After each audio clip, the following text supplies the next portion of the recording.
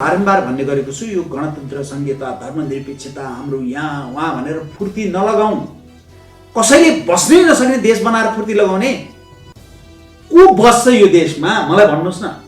अरूले गरे बाछा कस्तो पृष्ठभूमिबाट आएर बाछा गरे?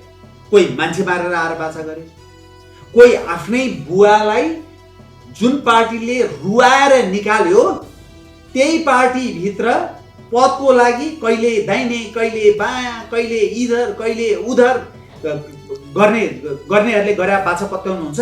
स्वतन्त्रले देश बन्ने भइदिए भए युरोप अमेरिकामा के स्वतन्त्र गजब गजबका नागरिकहरू छैनन्? देश बनाउन त राजनीतिक दल नै चाहिन्छ। स्वतन्त्रले तदर्थ असर पार्ने हो, सानातिना परिवर्तनलाई सघाउ पुर्याउने हो, तर देशलाई संस्थागत रूपमा दीर्घकालीन रूपमा परिवर्तन गर्न राजनीतिक दल नै चाहिन्छ। मै उठ्थेँ नि स्वतन्त्र। अब केपी ओली शर्मा म प्रधानमन्त्री, अब तपाईँहरू समर्थन गर्नुहोस्। रविन्द्रजी, राजेन्द्रजी, तपाईँ एउटा मन्त्रालय लिनुहोस्, तपाईँ एउटा मन्त्रालय लिनुहोस्। जानुहुन्छ? हाम्रो अध्यक्षले अहिलेसम्म भनिराखेको जानु चाहिँ जानुहुन्न।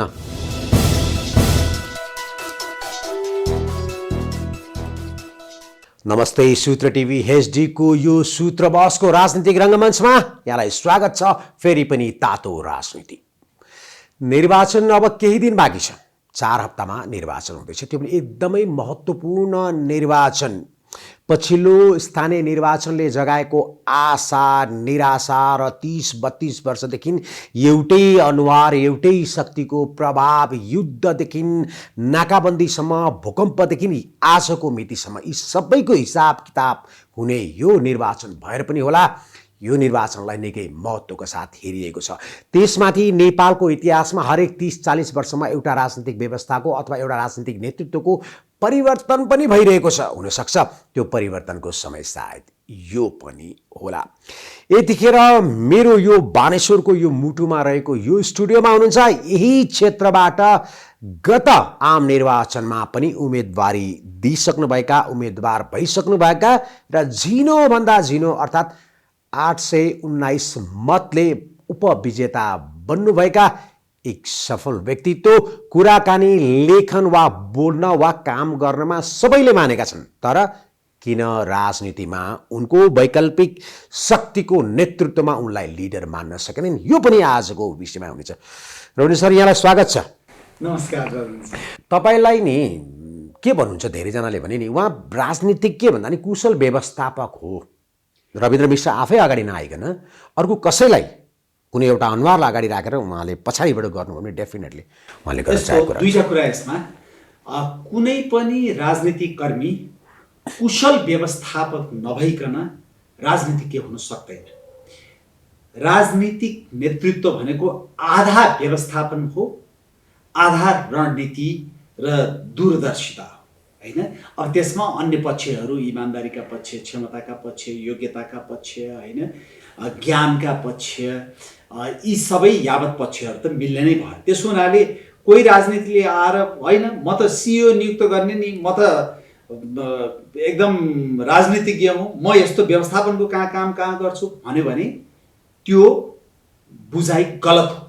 प्रधानमन्त्री भनेको व्यवस्थापक पनि हो, प्रधानमन्त्री भनेको राजनीतिज्ञ पनि हो, प्रधानमन्त्री भनेको दूरद्रष्टा पनि हो र त्यसमा अरू धेरै पक्ष मिलेको हुन्छ, हैन? दोस्रो तपाईको जुन अंश थियो, कोही व्यक्तिलाई अगाडि लगाएर गरेको भए राम्रो हुन्थ्यो भन्ने, साझा पार्टी स्थापना गर्नुभन्दा अगाडि पनि मैले अरू कसैलाई अगाडि लगाएर पार्टी स्थापना गर्न खोजेको हो। मैले त्यो कुरा केही अन्तर्वार्ताहरूमा प्रश्न पारिसकेका छु।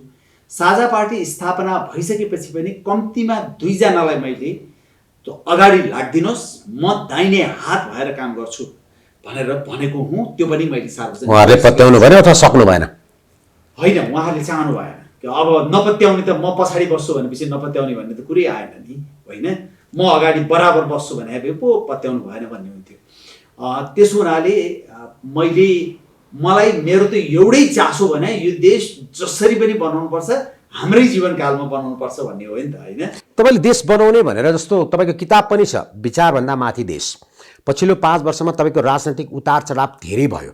एउटा विचारधाराबाट राजनीतिमा प्रवेश गर्नुभयो। पहिलो निर्वाचनमा एउटा विचारधारालाई जनताले मत दिए, दोस्रो पटक तपाईँ उम्मेदवार भइरहँदा तपाईँलाई फरक विचारधारामा जनताले मत दिनुपर्नेछ, तपाईँले मत माग्दै हुनुहुन्छ। यो विषयमा हामी एकदम गम्भीर मान्छु। तर एउटा कुरा चाहिँ तपाईँलाई कतिखेर लाग्यो कि जुन वैकल्पिक शक्तिको नेपाल बनाउनको लागि, विकास गर्नको लागि चाहिन्छ भन्ने नेतृत्व लिँदै एकाएक तपाईँ चाहिँ यो 5 वर्षको हाराहारी 4 वर्ष कति महिनामा चाहिँ तपाईँ यस्तो पुरातन शक्तिको साथमा जानुभयो, जुन पुरातन शक्ति करिब 60-70 वर्ष अगाडिदेखि नेपालमा कार्यरत छ। यस्तो यहाँ सबभन्दा पहिला यो वैकल्पिक शक्ति भन्नेको बुझाइ नै गलत भयो भने मैले सबै अन्तर्वार्तामा व्याख्या गर्न खोजिरहेको छु।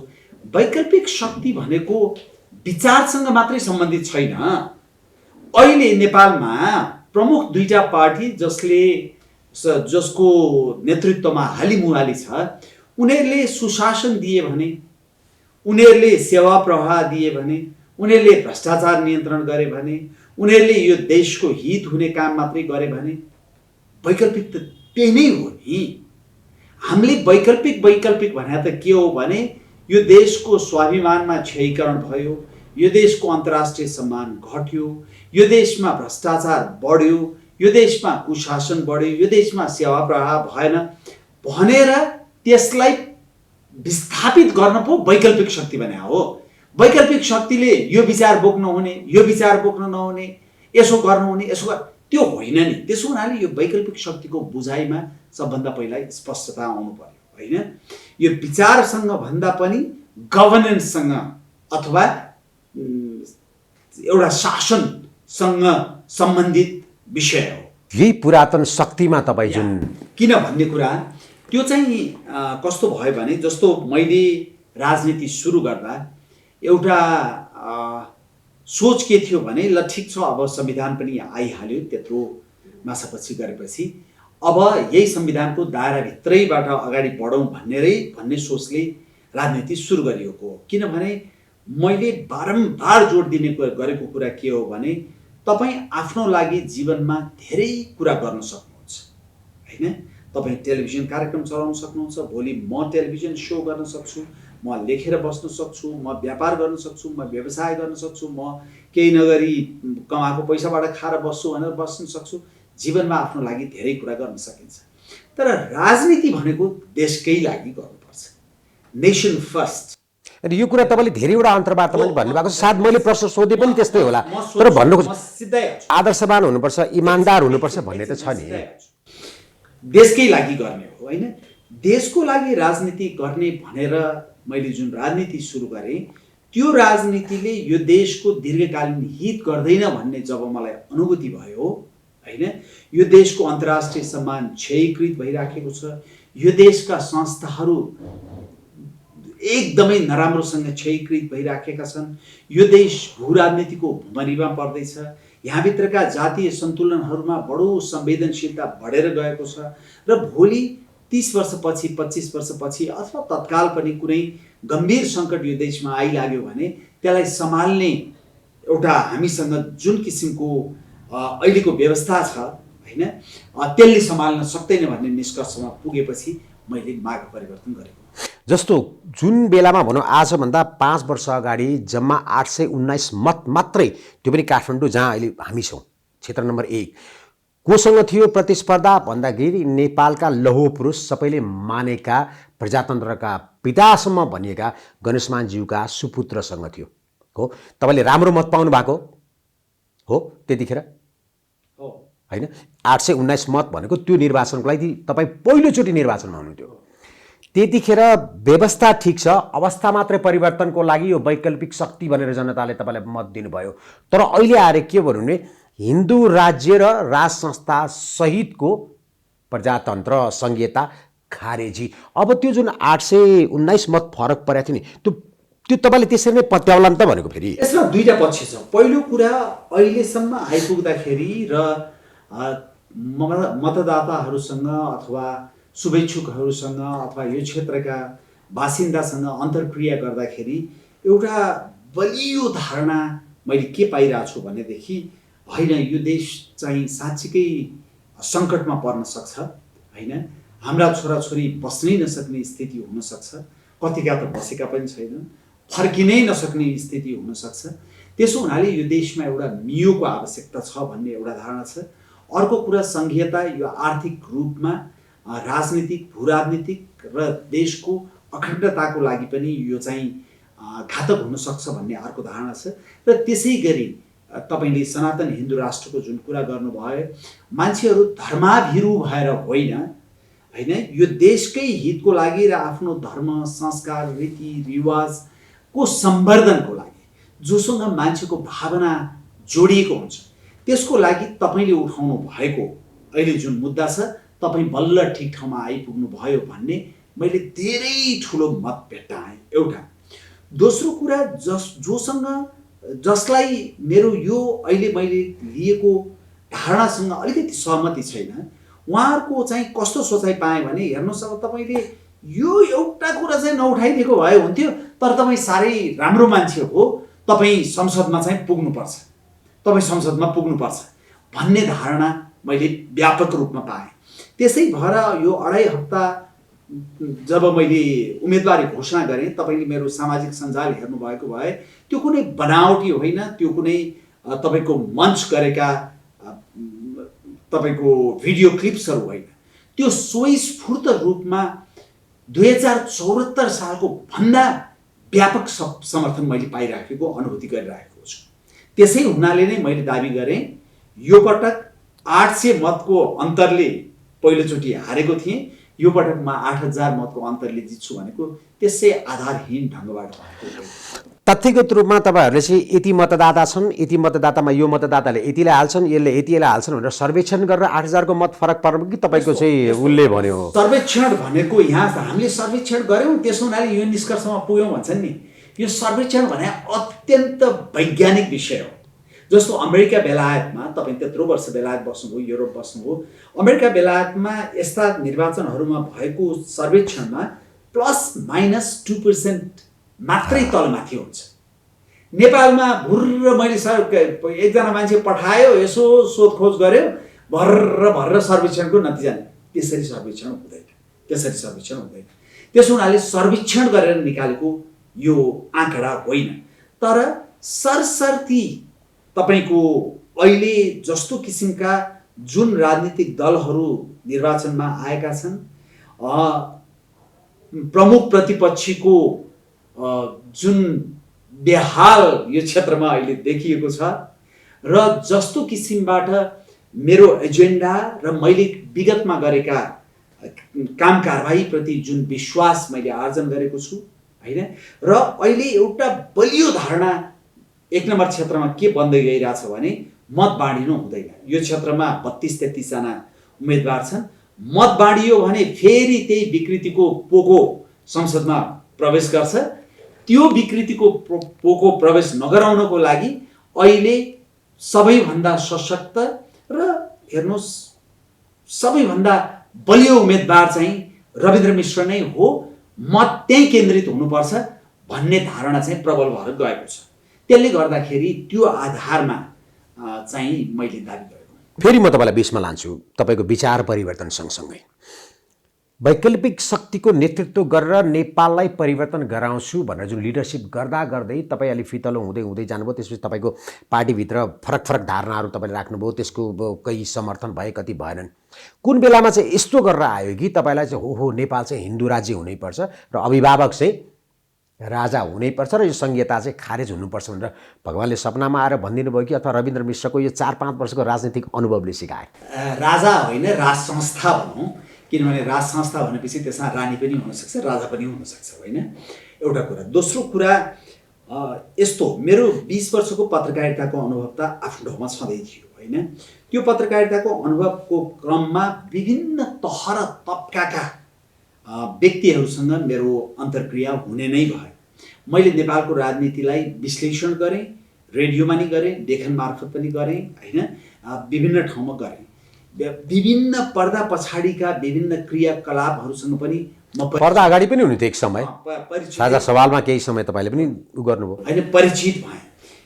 त्यति बेला पनि मेरो एउटा मलाई लागेको कुरा के थियो भनेदेखि, जस्तो किसिमबाट यो देशमा आँधी हुरी आउँछ र केन्द्रमा बसेका राजनीतिज्ञहरू जति भ्रष्ट र आचार विचारहीन छन्, त्यसले गर्दा यहाँका संस्थाहरू जसरी कमजोर भएर गइराखेको छ, जस्तो किसिमको आँधीमा यहाँको जनमत बहिराखेको छ, यो देशको लागि हितकर छैन भन्ने त त्यति बेला नै अनुभूति भएको।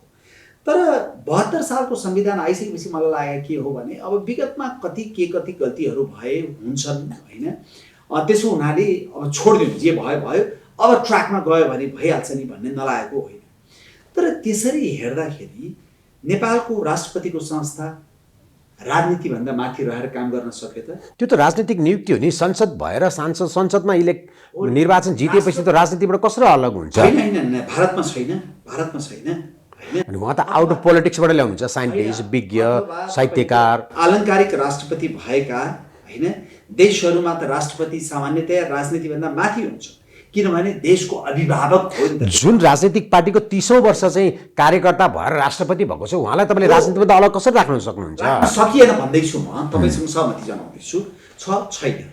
प्रधानमन्त्रीको संस्था सदाचारी, साँच्चीकै देशभक्त होइन, सुशासन दिन सक्ने छैन होइन। प्रशासन छ, प्रहरी छ, अख्तियार छ, विश्वविद्यालय छ, स्कुल छ होइन, देशका संस्था संवैधानिक निकायहरू छन्, सर्वोच्च अदालत छ, हुँदा कुनै संस्था राजनीतिबाट नगोजिएका छैन होइन त। अब यस्तो ठाउँमा मैले अघि पनि भने तपाईँलाई, देशको लागि राजनीति गर्ने हो भने त 30 वर्ष पछिको नेपाल त सोच्नु पर्यो नि, 20 वर्ष पछिको नेपाल त सोच्नु पर्यो नि। अहिले म के हुन्छु भनेर सोच्ने हो भने त मलाई विवेकशील साझाबाट 2-3वटा कुरा। एउटा, विवेकशील साझाबाट मैले राजीनामा दिएपछि ठुला पार्टीका ठुला नेताहरूले अब हेर्नुहोस् यताउता नगर्नुहोस्, हामीसँग मिल्नुहोस्, हाम्रो चुनाव चिन्ह लिएर लड्नुहोस्, तपाईँले जितिहाल्नुहुन्छ भन्नुभएको थियो होइन। म गर्न सक्थेँ नि त। अथवा मैले राजनीति सुरु गर्ने बेलामा हेर्नुहोस् यो गाह्रो हुन्छ, तपाईँ नगर्नुहोस्, हामीसँग मिल्नुहोस्, म गर्न सक्थेँ नि।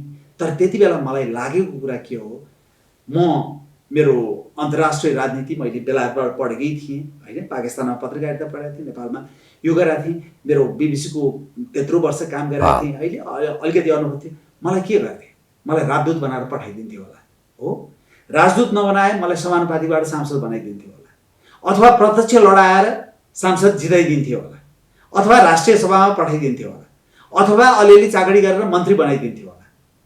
स्पष्ट रूपमा के हो भने म बन्थेँ, देश बन्दैन थियो। यहाँ बन्ने भने त पद पाउने हो नि त, मलाई त्यो चाहिएन।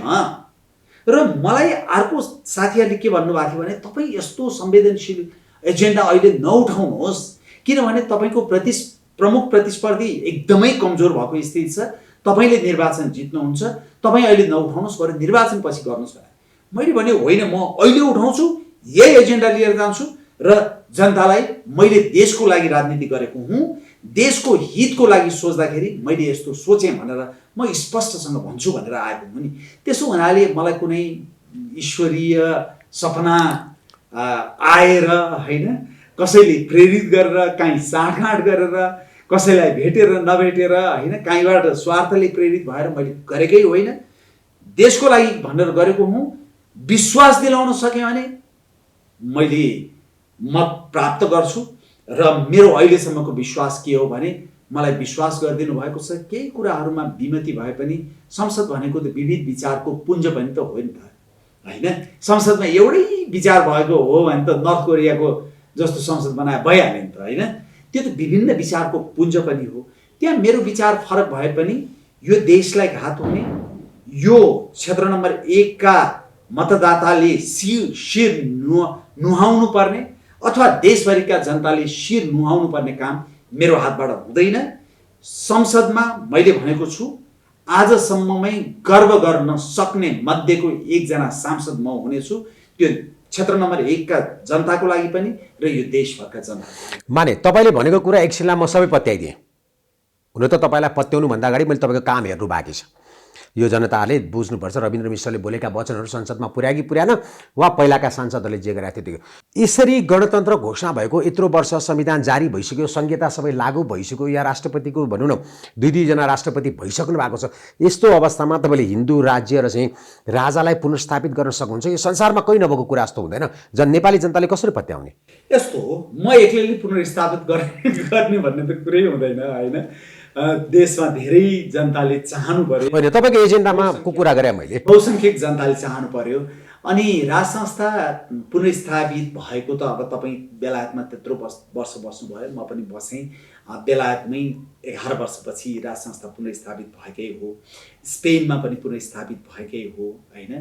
कतिपय ठाउँमा तपाईँको क्यानाडाको क्युबेकमा जन्म सङ्ग्रह हुँदाखेरि तपाईँको बेलायतको महारानीलाई अझै पनि राष्ट्र प्रमुख मान्ने भनेर बहुमत आएकै हो। यद्यपि बेलायतको महारानीको निधनपछि कतिपय देशमा अब राज संस्थाको बारेमा फेरि बहस सुरु हुन्छ, त्यहाँ जन्म सङ्ग्रह हुन्छ, केही देशहरूमा राज संस्था नरहन सक्छ भन्ने धारणा आएको छ। स्वाभाविक रूपमा तपाईँको देश साँच्चीकै विकसित भइसकेपछि, संस्थाहरू बलियो भइसकेपछि, स्थिर भइसकेपछि, सुसंस्कृत भएपछि राज संस्था नरहन पनि सक्छ। अथवा बेलायत र युरोपका कतिपय देशहरूमा जस्तो विकसित हुँदा पनि स्थिरताको लागि होइन र एउटा राष्ट्रिय एकताको प्रतीकका रूपमा राज संस्था रहन पनि सक्छ। बेलायतका जनता अथवा बेल्जियमका जनता अथवा लक्जमबर्गका जनता होइन अथवा कतिपय स्क्यान्डिनेभियन कन्ट्रिजका जनता मूर्ख त होइनन् नि, पक्षगामी त होइनन् होइन। संसारको सबैभन्दा अनैतिक मध्येको देशमा बसेर, सबैभन्दा भ्रष्ट मध्येको देशमा बसेर तिमीहरू चाहिँ पक्षगामी, हामी चाहिँ अग्रगामी भन्न मिल्छ? मिल्दैन नि होइन। त्यसो हुनाले देशको आवश्यकता अनुसार रहने कि नरहने भन्ने हो। त्यो भनेको तपाईँको र मेरो विचारभन्दा माथिको कुरा हो। मैले सधैँ भनिराखेको नेसनल इन्ट्रेस्ट र पर्सनल इन्ट्रेस्ट, राष्ट्रिय हित र व्यक्तिगत सोचको बीचमा भेद गर्नै पर्छ। किनभने राष्ट्रिय हित जहिले पनि प्रधान हुन्छ। व्यक्तिगत सोचमा त तपाईँको छोराछोरीको र तपाईँको विचार नमिल्न सक्छ, तपाईँ र तपाईँको श्रीमतीको विचार नमिल्न सक्छ, तपाईँ र मेरो विचार नमिल्न सक्छ। विचार भनेको व्यक्तिगत हुन्छ, राष्ट्र भनेको सामूहिक हुन्छ। त्यसो हुनाले तपाईँको र मेरो विचारभन्दा माथि देश हुन्छ। मैले भन्न खोजेको त्यही हो। धेरै समय तपाईँको ऊर्जावान समय तपाईँले विदेशमा बिताउनुभयो हो। अहिले आएर तपाईँले सनातन हिन्दू राष्ट्रको अगुवाई गरिराख्नु भएको छ कि यहाँ 80% अथवा भनिन्छ 80%, थाहा छैन कति प्रतिशत हो, तथ्याङ्क सायद नेपाल सरकारसँग पनि छैन होला, जे छ बहुमत छ होला, धेरै छ होला। यतिकै आधारमा अरू धर्म मान्नेहरू पनि हुँदाहुँदै नेपाललाई चाहिँ हिन्दू राज्य घोषणा गर्नु कतिको उचित हो? खालि धार्मिक रूपमा मात्र हो कि यसले अरू कुराले पनि यो नेपाललाई यसले फाइदा दिन्छ? नेपालमा तपाईँको तथ्याङ्क अनुसार नै 80% या त्योभन्दा बढी हिन्दूहरू नै छन्। त्यसबाहेक 10% बौद्ध धर्मावलम्बी छन्। मैले बौद्ध र हिन्दूमा फरक छ र? व्यक्तिगत रूपमा त मैले हिन्दू बौद्ध राष्ट्र भनेको छु। यद्यपि अहिले म जोडिएको पार्टीले सनातन हिन्दू राष्ट्र भन्दै आएको हुनाले मैले पार्टीकै लाइन अवलम्बन गर्नुपर्ने हुन्छ। अब मूल कुरा के हो भने फेरि म तपाईँलाई भन्छु, तपाईँ बेलायतमा लामो समय बस्नुभयो। बेलायतमा एक्चुअल क्रिस्चियनको सङ्ख्या 15% या लगभग त्यो धर्मावलम्बी मान्नेहरूको सङ्ख्या त्यति छ होइन। तर बेलायतमा अहिले पनि 26वटा चर्चका प्रमुख पादरीहरू सिधै राष्ट्रिय सभामा जान्छन्, हाउस अफ लर्ड्समा जान्छन् होइन। बेलायतको राष्ट्रिय गानमा राजाको गुणगान गाइएको छ, ईश्वरको गुणगान गाइएको छ हो। ईश्वरकै नाममा त्यहाँ शपथ गरिन्छ होइन। हाम्रा कयौँ नेपालीहरू जो नेपालमा बस्दाखेरि घनघोर गणतन्त्रवादी हुन्छन्, त्यहाँ गएर बेलायती नागरिकता पाएपछि राजावादी हुन्छ, राजाको नाममा शपथ खान्छन्। होइन त, नखाइकन त पाइँदैन नि हो, खान्छन् नि। त्यस कारणले विचारभन्दा माथि देश भनेको त्यही हो होइन। र त्यसरी तपाईँले हेर्दाखेरि अघि नेपालमा तपाईँले हामी कति प्रतिशत हिन्दू छौँ कति छैनौँ भन्दा पनि यहाँ बहुसङ्ख्यक, अत्यधिक बहुसङ्ख्यक छन् भन्ने त भयो। अब त्यो स्थिरताको लागि, त्यो शान्तिको लागि यो देश संसारमै थोरै मध्येको देश पर्ला जहाँ यति धेरै रीतिरिवाज, यति धेरै सांस्कृतिक पर्वहरू, चाडपर्वहरू होइन, परम्परागत रूपमा यति समृद्ध देश संसारमा कमै छ। छँदै छैन भने नि हुन्छ। संसारको 4वटा प्रमुख धर्महरू क्रिस्चियनिटी, हिन्दुइजम, इस्लाम, बुद्धिज्म मध्ये 2टा धर्मको केन्द्र हो नेपाल। यो किन नबुझेको हामीले? हरेक हप्ता हाम्रो केही न केही चाडपर्व हुन्छ। हाम्रा हरेक मठ मन्दिरमा राखिएको इँटामा धर्म, संस्कृति, रीतिरिवाज, कला, साहित्य जोडिएको छ हैन। यो तपाईँले संसारमा कहाँ पाउनुहुन्छ मलाई भनिदिनुहोस् न। जेरुसलम 3वटा धर्मको केन्द्र हो, इस्लाम, जुडाइजम र क्रिस्चियनिटी। तर त्यो हिंसाले पूर्ण छ। नेपालमा त्यो छ? नेपाल त शान्तिले पूर्ण भएको देश हो नि। अब तपाईँ यसलाई खलबलाउँदै जानुहोस्, तपाईँ र मेरा छोराछोरी यो देशमा बस्न नसक्नुहुन्छ। अहिले त बस्दैनन्, के गर्नुहुन्छ? जबरजस्ती होइन त देशभक्त हुनुपर्छ, राष्ट्रवादी हुनुपर्छ भनेर आउँदैनन्। बुझौँ न त्यो। देशमा बस्न चाहँदैनन् युवाहरू भन्ने कुराको प्रत्यक्ष प्रमाण त अहिले भर्खर यो के अरे अमेरिकाको डिजिटल भिसा अप्लाई अनि डिभीको लाइन अथवा चाहिँ म्यान पावर कम्पनीहरूको अफिसहरूमा गए भने थाहा हुन्छ कि यदि अमेरिका, बेलायत, तपाईँले पनि कहीँ भन्नुभयो होला, अमेरिका, बेलायत जस्ता ठुला देशहरूले ल 24 घण्टाको लागि कोही पनि नेपालीहरू चाहन्छन् भने हाम्रो देशमा आउन सक्छन्, तपाईँहरूको लागि भिसा चाहिँदैन अथवा भिसा हामी सजिलै दिन्छौँ भन्यो भने सायद ब्रह्मनाल पनि खाली होला। खाली हुन्छ, किनभने सिङ्गो पुस्ता मात्रै जाँदैन, उनीहरूले पायो भने बुवा आमा पनि लिएर जान्छ। अनि त्यो अपवादका गइराख्नु भएको छ तैँले बुवा आमा पनि, परिवारहरू बस्छन्। तपाईँले पनि भेट्नुभएको होला नि त, बुवा आमा पनि त पार्कतिर घुमिराख्नु भएको छ आजकल, छोराछोरी गएपछि त जान्छन्। बारम्बार भन्ने गरेको छु, यो गणतन्त्र, संहिता, धर्मनिरपेक्षता हाम्रो यहाँ वहाँ भनेर फुर्ती नलगाउँ। कसैले बस्नै नसक्ने देश बनाएर फुर्ती लगाउने? को बस्छ यो देशमा मलाई भन्नुहोस् न? को बस्छ? मौका पायो भने अपवाद बाहेक को बस्छ यो देशमा? किन बस्ने? यो कङ्क्रिटको जङ्गलमा बस्ने होइन? धुलो र धुवा खान बस्ने?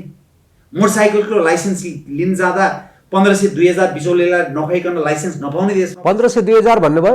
मैले त धेरै सुनेको थिएँ। सुन होला, जागिर खायो त्यति त रिन्यू गरेर तिर्नुपर्छ अरे। न्यून आय पाउनको लागि बस्ने होइन। त्यस कारणले मैले अपवाद त शब्द प्रयोग गरेको छु। अपवाद बाहेक कोही बस्नेवाला छैन। गर्व नगरौँ, देश बनाउने र देशलाई शिरमा राखेर मात्रै राजनीति गरौँ। अब एक क्षेत्र नम्बर 1 मै आउँ। अब फेरि तपाईँको निर्वाचन क्षेत्र गठबन्धन छ। त्यहाँ एमालेको तर्फबाट पनि उम्मेदवार हुनुहुन्छ, त्यसमाथि राष्ट्रिय स्वतन्त्र पार्टीकोबाट पनि हुनुहुन्छ, स्वतन्त्रहरू पनि हुनुहुन्छ, अभियन्ताहरू पनि हुनुहुन्छ। करिब 30-31 जनाको दौड छ त्यहाँ। कसलाई आफ्नो चुनौती मान्नुहुन्छ? को छ तपाईँको प्रतिस्पर्धी? विश्वविद्यालयमा पढ्दा नि कक्षामा 30 जना, 32 जना, 100 जना विद्यार्थी हुन्छन्। प्रथम त 1 जना मात्रै हुन्छ नि, होइन? अब यो दौडमा प्रथम हुने नै हो। अघिल्लो दौडमा अलिकतिले खुस्क्यो। यो दौडमा यो विकृतिको जन्जाल तोड्ने भनेको यो मैले मात्रै जित्ने होइन। मैले काङ्ग्रेस र एमालेका धेरै साथीहरू मलाई भेट्न आउनुभयो यो अभियानको सिलसिलामा। हेर्नुहोस्, हामी त 30 वर्ष, 25 वर्ष, 22 वर्ष भइसक्यो राजनीति गरे, यस्तो अलपत्र पर्यो। मैले उहाँहरूलाई भन्ने गरेको छु, अलपत्र पर्या रे एउटा त्यो विकृत तबकालाई सफा गर्नुहोस्। त्यो तबकालाई सफा गर्ने भने यो पटक हलोलाई भोट दिने हो। तपाईँ अरू छरेर फलानुलाई दिएर यो सफा हुनेवाला छैन। स्वतन्त्रले देश बन्ने भइदिए भए युरोप अमेरिकामा के स्वतन्त्र गजब गजबका नागरिकहरू छैनन्? देश बनाउन त राजनीतिक दल नै चाहिन्छ। स्वतन्त्रले तदर्थ असर पार्ने हो, सानातिना परिवर्तनलाई सघाउ पुर्याउने हो। तर देशलाई संस्थागत रूपमा दीर्घकालीन रूपमा परिवर्तन गर्न राजनीतिक दल नै चाहिन्छ। मै उठ्थेँ नि स्वतन्त्र। म 74 सालमा पार्टी बनाउँदाखेरि मै नि स्वतन्त्र उठ्थेँ। अहिले पनि मलाई कैयौँले स्वतन्त्र उठ्नु भनेको थियो। तर तपाईँ देशै परिवर्तन, म स्वतन्त्र उभिएर संसदमा गएर गजबको आवाज उठाउँछु, गजब गर्छु। संसदमा गएर आवाज उठाएर मात्रै देश बन्छ? देश बनाउनको लागि राजनीतिक दल नै चाहिन्छ। राजनीतिक दल चाहिने हो भने अहिलेको विकल्प भनेको राष्ट्रिय प्रजातन्त्र पार्टी नै हो, जहाँ मैले पनि, राजेन्द्र लिङ्गदेनले पनि र अन्य कैयौँ नेताले हामी भ्रष्ट हुँदैनौँ बरु नष्ट हुन्छौँ भनेर कसम खाएका छौँ, होइन? त्यो त तपाईँहरू सत्तामा पुगिसकेपछि हामी भनौँला तपाईँ भ्रष्ट हो कि साँच्चीकै तपाईँहरू वचनबद्ध हो। बाछा त गर्नु पर्यो, पछि त मूल्याङ्कन। बाछा त तपाईँ हामी कयौँ वर्षदेखि सुनिरहेछौँ नि। बाछा सुन्न नेपालीले कम पाका होला नि त हजुर। बाल्टिनमा हालेर नहेरिदिनुहोस् न। अरूले गरे बाछा कस्तो पृष्ठभूमिबाट आएर बाछा गरे? कोही मान्छे मारेर आएर बाछा गरे, कोही आफ्नै बुवालाई जुन पार्टीले रुवाएर निकाल्यो त्यही पार्टीभित्र पदको लागि कहिले दाहिने, कहिले बायाँ, कहिले इधर, कहिले उधर गर्नेहरूले गरे बाछा पत्याउनुहुन्छ भन्ने बेलामा चाहिँ म फलानुको विरासत बोकेको भनेर भन्ने, अनि त्यो विरासत जसको बोकेको छ त्यो मान्छेको ठाडो अनुहार र ठाडो शिरको सम्मान गर्नुपर्छ कि पर्दैन? पर्छ कि पर्दैन? राजनीतिमा पर्सनल अथवा व्यक्तिगत इगो मान सम्मान भन्दा फरक हुन्छ भन्नुहुन्छ नि त उहाँहरू त फेरि। कस्तो पर्सनल इगो, व्यक्तिगत मान सम्मान? होइन, तपाईँको इमान भन्ने कुरा त हुन्छ नि राजनीतिमा, होइन? तपाईँको परिवारको सदस्यको लागि नेतृत्व परिवर्तन हुनुपर्छ भनेर आइतबारसम्म बस्ने, अनि सोमबार चाहिँ केही घन्टाभित्रमा ठ्याक्क तपाईँको डुङ्गा परिवर्तन गरेर अर्कोतिर पुग्ने। किन त भन्दा आफ्नो श्रीमतीको लागि, आफ्नो नातदारको लागि, अनि त्यहाँबाट पद पाइन्छ भनेर तपाईँको फेरि जुन परिवारले, कोइराला परिवार होइन, त्यो विशाल विरासतलाई को आँखाबाट आँसु झराएर त्यो पार्टीबाट एक किसिमले भन्यो भने गलत्याउने, अनि त्यही कोइराला परिवारको शरणमा परेर पद लिएको हो कि? यही त राजनीति हो र नि त नेपालमा। त्यही भएर तपाईँ राजनीतिज्ञ होइन, तपाईँ कुशल व्यवस्थापक मात्रै भन्ने गरे। राजनीतिज्ञले गर्छ यस्तो कुरा, कुशल व्यवस्थापकले यस्तो कुरा गर्छ। अब अन्तिममा जाउँ। सबै ठाउँमा भनौँ, धेरै जस्तो ठाउँमा, राजेन्द्र लिङ्गदेनजीको ठाउँमा, हाम्रो धवल शमशेरजीको ठाउँमा, अनि हाम्रो अरू पनि साथीहरूको ठाउँमा चाहिँ एमालेसँग गठबन्धन भयो, तर तपाईँकोमा हामीले कोसिस गरेको हो, तर तपाईँकोमा त गठबन्धन भएन नि। यो एक नम्बरमा त सबभन्दा पहिला तपाईँले यो 18 पर्दैन? तपाईँले गठबन्धन भन्ने शब्द गलत प्रयोग गर्नुभयो। मिलेर गरेपछि गठबन्धन भन्दैन यसलाई। चुनावी तालमेल मात्रै भएको हो, होइन? चुनावी तालमेल जहाँ त्यो त जे भन्ने तालमेल, गठबन्धन जे भन्ने नि, नाम के फरक पर्छ र? होइन, तपाईँको चुनावी तालमेल भन्नु र गठबन्धन भन्नुमा अन्तर छ। किनभने गठबन्धन गर्दाखेरि तपाईँको सिद्धान्त, नीति, नियम सबै एक ठाउँमा एउटा पाइपभित्र हालेर हिँड्नु पर्यो, जुन अहिले ठगबन्धनले गरिरहेको छ। तपाईँले भन्नुभएको कुरा सुन्दा मलाई आफैलाई हाँस उठ्यो। एकछिन, ठगबन्धनले अहिले त्यही गरेर हो नि। तपाईँले अघि जेलाई गठबन्धन भन्नुभयो त्यो त ठगी गर्नको लागि, होइन, विशिष्ट व्यक्तित्वहरूलाई टिकट नदिएर तपाईँको ज्यान मार्नेको सन्तानलाई तपाईँहरू त फाइदै भयो त, कमसेकम यो भन्न पाउनुभयो, बोल्न पाउनुभयो। यदि उहाँहरूले पनि राम्रो राम्रो इमान्दार सोनिम वाग्ले जस्तो मान्छे उम्मेदवार बनाइदियो भने तपाईँले कुरा काट्न त पाउनुहुन्न थियो नि। यस्तो नि त्यति बेला पनि हेर्नुहोस्, पक्ष प्रतिपक्ष भएपछि कमजोरीहरूका कुरा हुन सक्छन्, तर यो त राष्ट्रघाती काम गर्दाखेरि मलाई फाइदा हुन्छ भनेर सोच्नु भनेको त्यो देशमाथिको। तपाईँको क्षेत्रमा चाहिँ किन भएन? ल, तालमेल, तपाईँकै भाषामा तालमेल। ल, तपाईँ जानु पनि भयो, भेट्नु पनि भयो, सबै भयो। अब उहाँहरूले सहयोग गरिदिएको भए एकदम राम्रो हुन्थ्यो। किनभने चुनावको बेलामा स्वाभाविक रूपमा उहाँका समर्थकहरूले पनि, सबैको त भोट खोजिन्छ भने उहाँका समर्थकको भोट नखोज्ने भन्ने कुरा भएन। र यो पटक तपाईँको कुनै पनि हालतमा जित्ने भनेको मैले नै हो, होइन? प्रमुख प्रतिपक्षलाई हराउने भनेको मैले नै हो। र उहाँहरूले यदि संसदमा हाम्रो प्रतिस्पर्धीको एक सिट कम होस् भन्ने चाहनुहुन्छ भने अझै पनि उहाँहरूले समर्थन गर्नुपर्ने मलाई नै हो। त्यसबाट विचलित हुँदाखेरि पनि तपाईँको उहाँहरूले जित्न सक्ने होइन, अथवा अरू कसैले जित्न सक्ने होइन। त्यसलाई एकदमै सशक्त बनाउनको लागि समर्थन गरिदिनु भएको भए राम्रो हुन्थ्यो। अहिलेसम्म त्यो समर्थनको आवाज आइसक्यो। निर्वाचन सकियो, तपाईँहरू विजयी हुनुभयो। तपाईँहरू पहिलो अथवा शक्तिशाली जुन तपाईँहरूले अध्यक्षले भनिराख्नु भएको छ त्यो अवस्थामा नपुगेको सपना गरौँ, होइन? तपाईँहरूले जित्नुभयो, जति तपाईँहरूले आश गर्नुभएको छ सबैले जित्नुभयो, तर बहुमत सरकार तपाईँ बनाउन सक्नुहुन्न।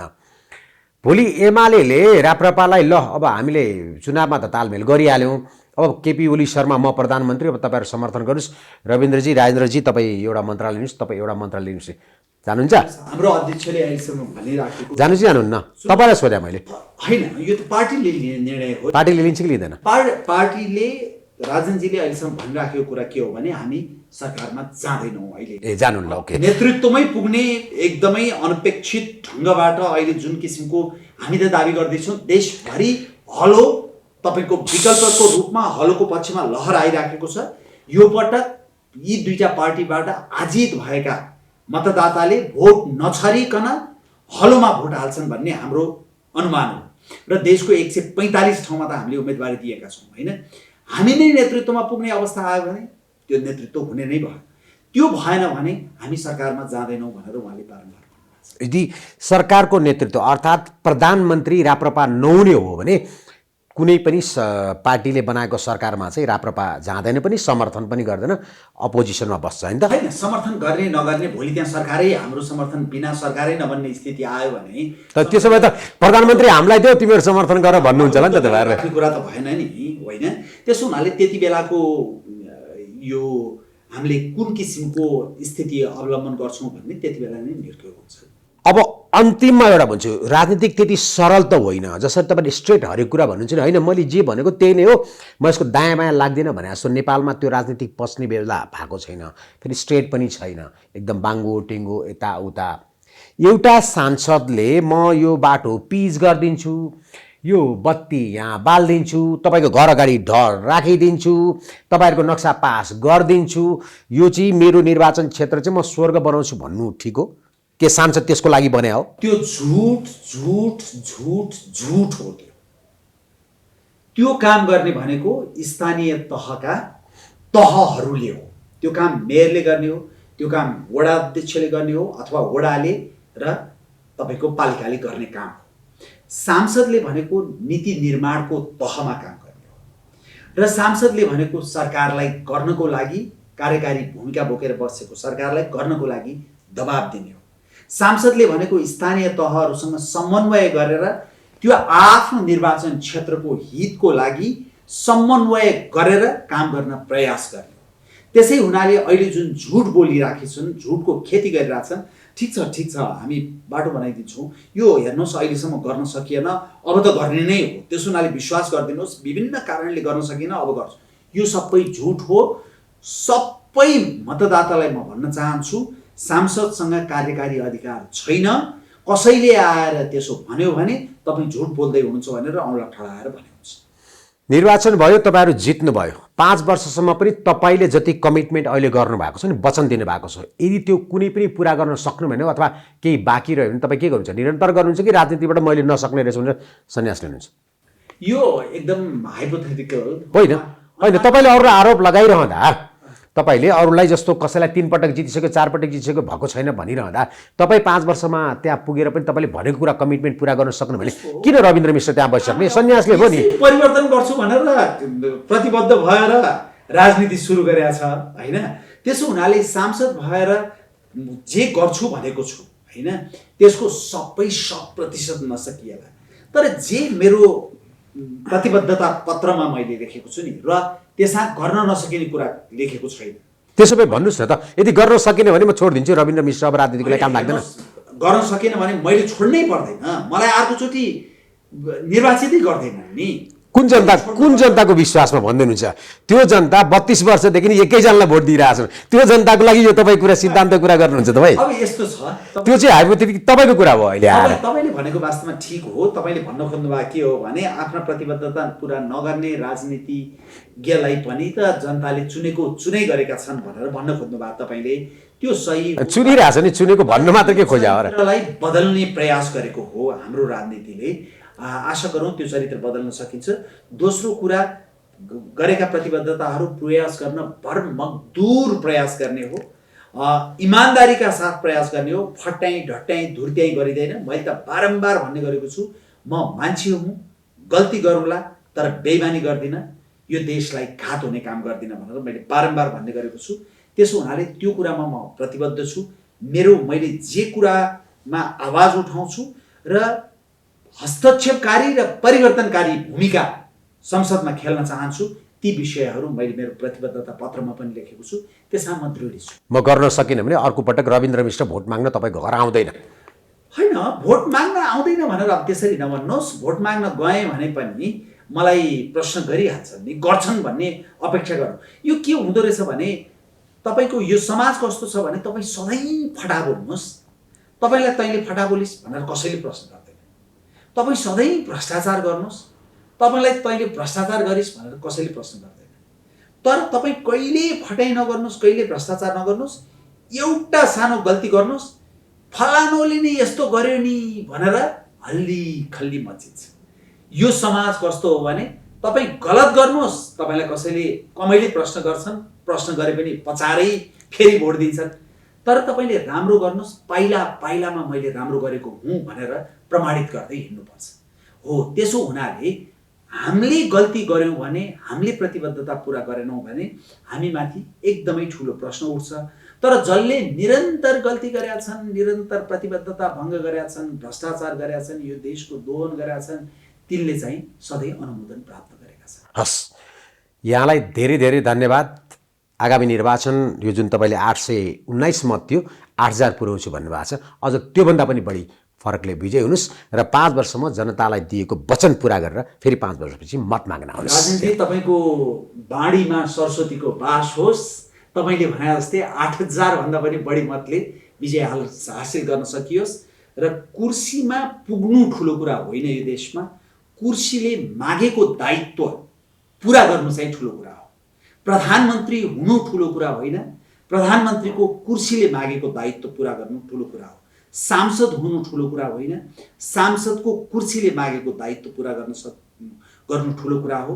मलाई ईश्वरले त्यो शक्ति प्रदान गरून्, यही मेरो कामना छ। Thank you.